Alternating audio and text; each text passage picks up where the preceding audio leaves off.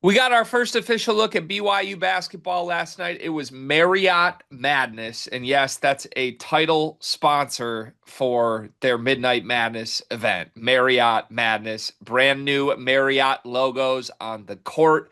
If you've ever doubted that there were brands that want to work with BYU basketball, you have your answer after Marriott Madness cart.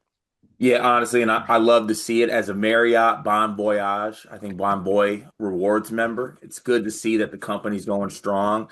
I stand with Marriott. Definitely a top hotel for me. Think it's Bon Voy, not Bon Voyage. I like saying Bon Voyage. When you're a rewards member of the status that I am, by the way, you call it what you want. That's true. I mean, you are a big fan of all things Bon, big bonbons guy. What are bonbons? That's people call Buckeyes bonbons where I come from. Little That peanut makes butter sense. chocolate balls, you know? That makes a lot of Yeah, sense. sure. Okay, back to BYU basketball. Look, this team's awesome. That's probably where we need to start. I will say we were hoping that we were going to get full scrimmage video of this blue versus white game. In the end, that did not happen. So that begs the obvious question: who do I need to talk to get this in the future? This is going to be the most well anticipated, well covered, most exciting history season of BYU basketball. We just have to have every little thing this team does documented from start to finish. So please, BYU people, social media team, marketing, sports team, anybody, please just put a camera, go on Instagram live for all of this. There are people like us who want to watch every second of this. In the end, I still feel like you and I from afar were able to get a good enough grip on what this team looked like on night one that we can still react to it. BYU's official Twitter account posted a lot of clips of this event. We had some reporters on site in the building that were posting video from their phones as well. We got highlights of AJ DeBonsa. We got some clips of the entire team.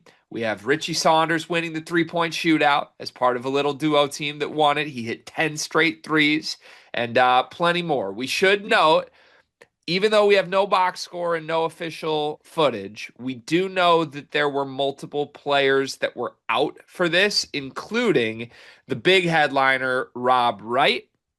So I'll try and make sure I have the full official list of four here. I think Dawson Baker was also out along with Rob Wright, and two more guys that I'm forgetting. Nate Pickens was out, and Brody Kozlowski was out. So banged up BYU team. First look at DeBonson in a BYU uniform, along with many other things. What was your reaction to your first look at this team? Well, first of all, I do want to make sure. I mean, Marriott really left. I mean, they did a great job with all the branding. Greg, we watch a lot of scrimmages and things like that on really obscure networks.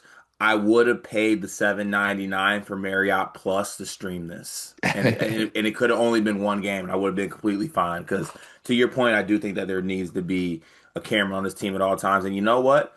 I got a really great feeling that when we record on Monday or Tuesday, BYU social page is going to give us a behind the scenes, actual more in-depth footage. I don't know if they do the uncut for the basketball team yet, but I would love it. Cut cinematic. Yeah, like I need Marriott Madness cinematic highlights greatly. But I mean obviously atmosphere in the Marriott Center looked like it was slapping. Richie Saunders jumper looks great.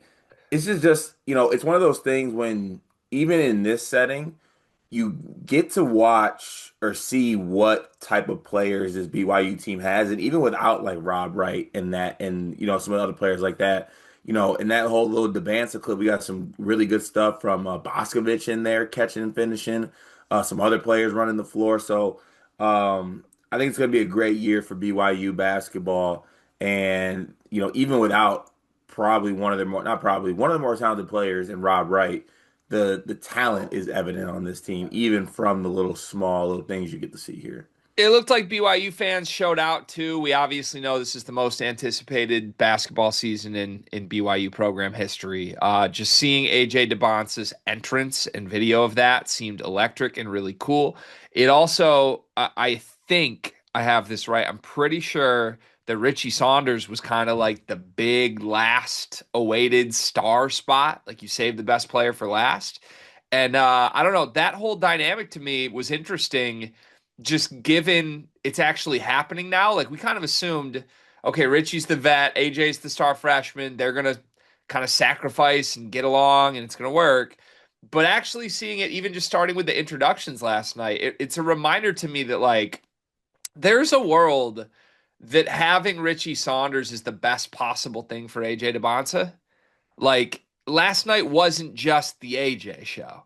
It was actually Mhm. like this really good BYU program on display. Richie Saunders led all scorers in the scrimmage, won the 3-point contest. Like he's an all-American level player that's back.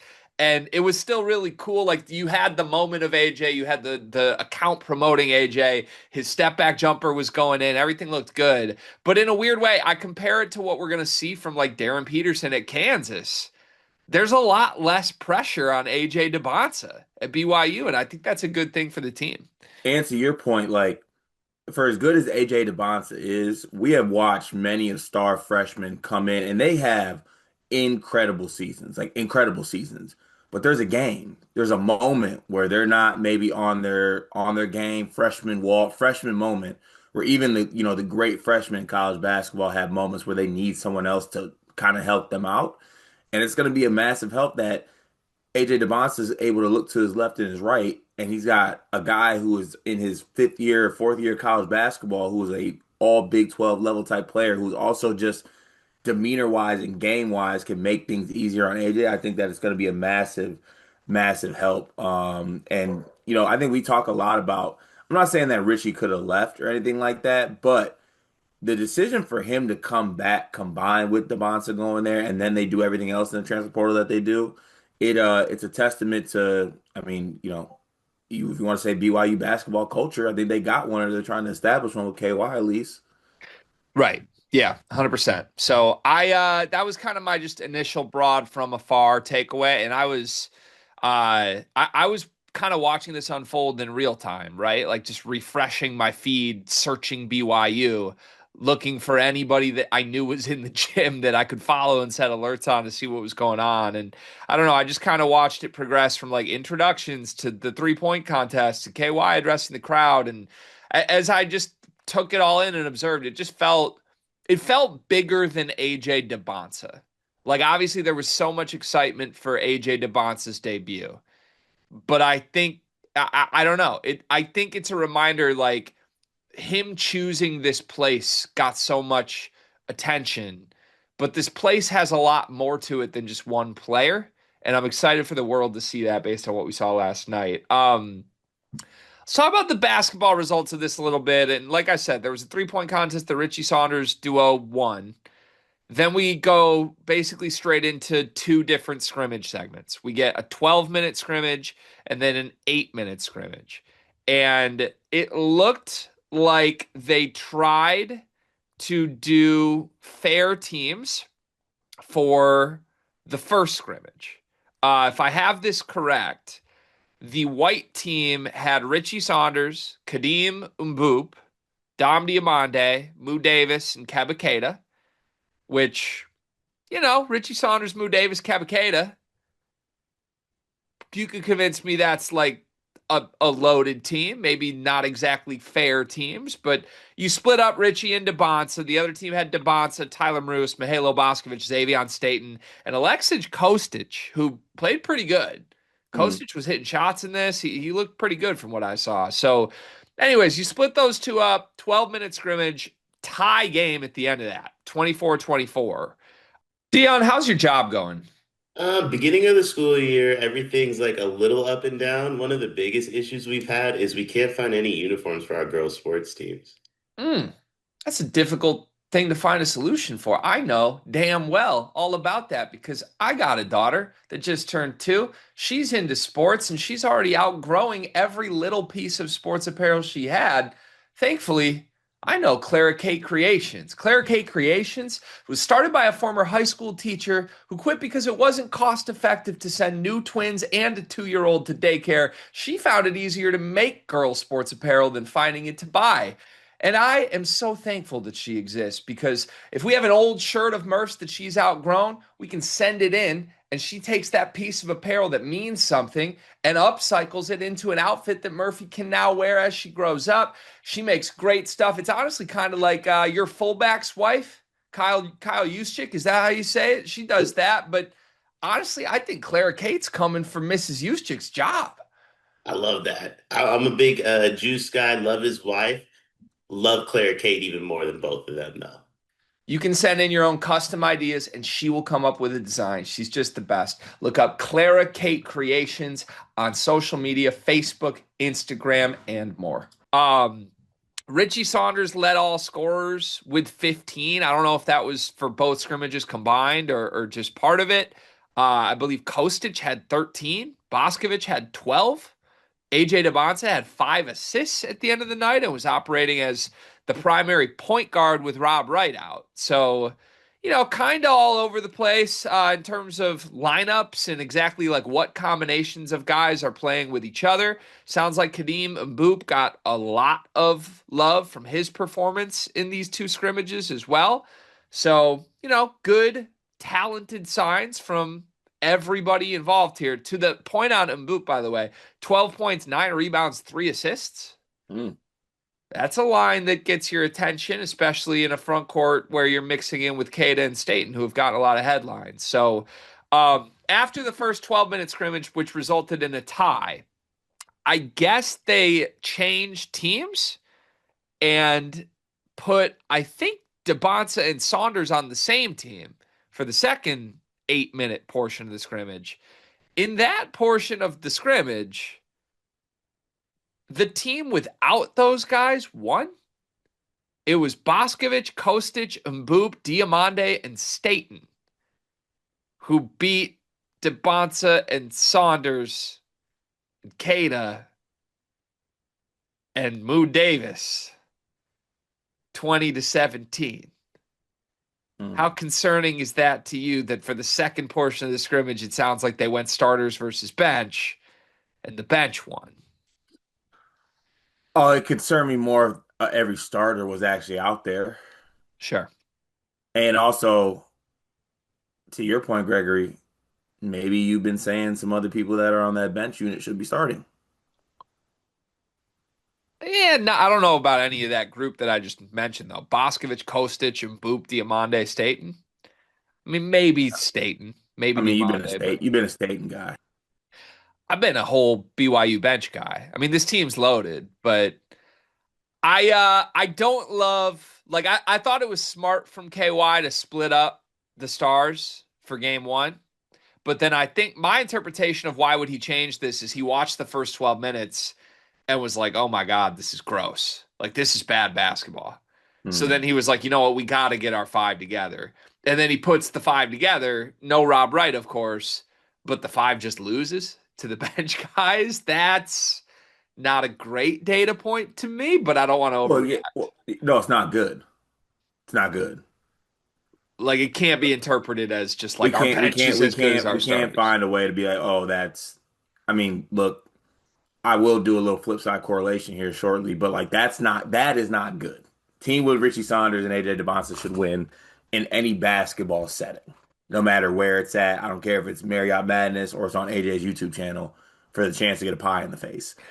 I mean, That those guys should win. and Kada and Davis. Like, it wasn't Right. just we put the 2 all-stars, we put the other 3 starters on the other team, right? It's like you had the 4 dudes without Rob Wright, and you're losing to Mihailo Boscovich Yeah, and even though Alexa this Kostic. meant everything to Mihailo Boscovich from everything I saw. This is the biggest moment of his career. He that is like that's their die for the Y player. They got Yeah, a Y in the middle of their court, right? they do. Yeah. Yeah, he's the die for the Y. So die for the Y is a Yeah. bar. I'll bleed for the B. You die for the Y. What about you? Okay, well, we can work on that. Look, it's hard to be too definitive with any real takeaways or observations on my end here without seeing the full footage, right? I'm just going off of write-ups of people that were there and I don't know, trying to read some numbers and the little clips that they put out. I would say this, I totally buy that this was sloppy And it sounds like it was. That was one of the main takeaways from anyone who was in attendance. In fact, as I was just scrolling the feed last night, searching BYU, refreshing the feed, the first 3 or 4 tweets I saw were all fans in attendance who were just like, this is really ugly basketball. Like It's it's a almost like they're lot of missing it's like they're missing the point guard. well, that's my conclusion, I think. It sounds like this group looked like a team without Rob Wright. Hmm. And I've been adamant that Rob Wright is probably the most important player on this team this year. Like we know Hmm. what Richie is, we know what AJ is. If you aren't playing through Rob Wright in the half court, there's going to be a lot of isolation stuff going on. Right. And the hope would be that when Rob Wright's back, that changes. To put some numbers behind the slop of this, 17 total turnovers. The collective group of both teams shot 34% from the field. Mm. It was just a ton of It was ISO ugly. ball slop. Yeah. And you also get that, I think, back to the point of lineups, you also get that when you're playing like random groups of guys together, right? Like when you Hmm. try to split up Richie and AJ and neither team has a point guard, like both those groups are probably going to be 5-man lineups you're never even going to see in the regular season. Hmm. So I think to me, that would be why. It's probably really sloppy and gross.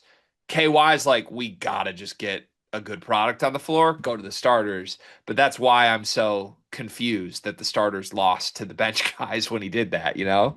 Yeah, and I mean this does align too with things we've been hearing from practice. It's like Richie Richie got on an interview, AJ, all these guys got on these like kind of little media things and mentioned how like the offense is a work in progress.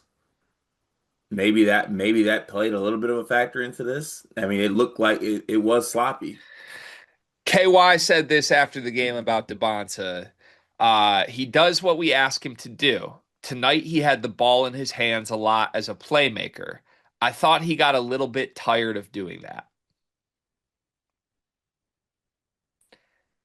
A little bit ominous, Cart. I don't like that.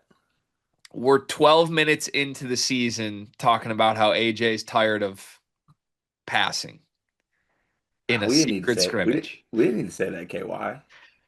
I'm just I'm filing some things away. He did look good in that playmaking role though. Like Yeah, he had 5 assists. in that little stuff that BR Hoops put up, like he was coming off screens and diamond folks. He had the full court like hit Boscovich in stride pass. I mean, I think the positive interpretation of this, if you're a BYU believer like we are, is that AJ was bored. Mm. AJ was a little bored. Like as cool as Marriott Madness was, like, oh, I have to play a position I'm not gonna play, point guard against Alexa Kostic right now. Like, give me Kansas, let me dunk, let me be the three, give me my point guard back, and let's go. I think And that's my yeah, interpretation. please. And he ends it with please. And he ends it with please 'cause he's a very Yeah. nice kid. Yeah. But any final conclusions, final takeaways from you on anything you heard or saw last night? Well, I mean, we're at a point where it's what, October 10th? It is the date. Ooh, why is Rob Wright sitting stuff out? What KY said was that he's basically full go. We just want to save him for the scrimmages, the exhibitions. Okay. All right, I believe you. Understood, KY. That's fine. I can But take that. I'm with you though. I can Like take if that. if he's basically full go, let's go. So I got to wait probably another year to get Rob Wright and Marriott Madness. I think that's probably a fair conclusion from this. Yeah. That sucks. Yeah. Not happy for me because I want to see Rob Wright. I like my Marriott Madness with a little dash of Rob Wright. I'll end my final takeaway with a positive note. Just visually, from clips that I saw, you could have wiped BYU off the front of their jerseys, wiped the logo on the court, wiped the Marriott logos off, make sure I can't tell who's in the stands. And you could have just shown me the basketball players that were on the court last night. I would have thought that was Kentucky's Big Blue Madness. And that's crazy that we feel that way about the talent at BYU. Which Kentucky? Cal, Kentucky. Okay, just checking.